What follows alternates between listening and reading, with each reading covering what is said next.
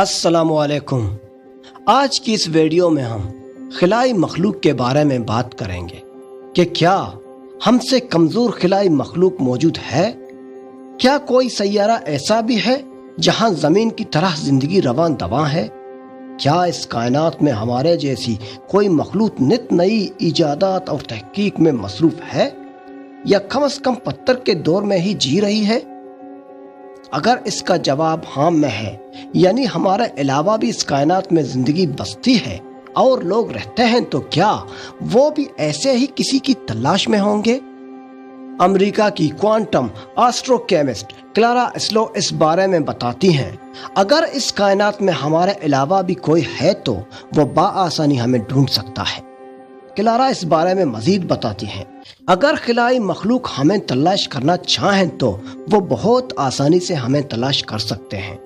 हम गुज़िश्ता 100 साल से रेडियो के सिग्नल्स खिला में भेज रहे हैं। इसके बाद हमने टेलीविज़न सिग्नल्स भेजना शुरू किए। अगर ये सिग्नल्स रोशनी की रफ्तार से खिला में जा रहे हैं तो अब तक ये तवील फासले तोए घर के दूर दराज वाक़े सितारों और सैयारों तक पहुंच चुके होंगे। ऐसे ही किसी दूर दराज सैयारे पर मौजूद किसी दूसरे सैयारे पर जिंदगी खोजती मखलूक आसानी से यह सिग्नल्स वसूल कर सकती है। अगर कोई ऐसा होगा जो अपने ताकतवर डिटेक्टर्स का हमारी तरफ रुख किए होगा तो वो BBC का ब्रॉडकास्टिंग सुन रहा होगा, वो हमारे टीवी प्रोग्राम सुन रहा होगा, वो अब तक अंदाजा कर चुका होगा कि हमारा रहन सहन और तर्ज तरीका कैसा है। कुछ माहिरीन का ख्याल है कि यह एक अहमकाना अमल है कि हम अपने बारे में बहुत सारी मालूमात पूरी कायनात में भेज रहे हैं। किसी दूसरे सैयारे की मखलूक खतरनाक भी तो हो सकती है ना, चुनांचे हमें अपनी पोजीशन के बारे में नहीं बताना चाहिए। अगर हम खिला में सिग्नल्स ना भेजें, क्या तब भी हमें ढूंढा जा सकता है। अगर एक लम्हे के लिए तसव्वुर किया जाए कि हम अपने तमाम सिग्नल्स बंद कर दें और बिल्कुल खामोशी से बैठ जाएं, क्या तब भी खिलाई मखलूक हमें ढूंढ सकती है।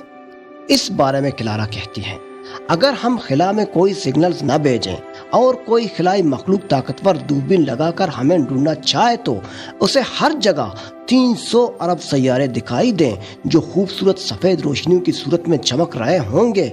हम जानते हैं कि जब सफ़ेद रोशनी में पानी का कतरा दाखिल हो जाता है तो आसपास मौजूद अशिया के रंग उसमें मुनक्किस होने लगते हैं।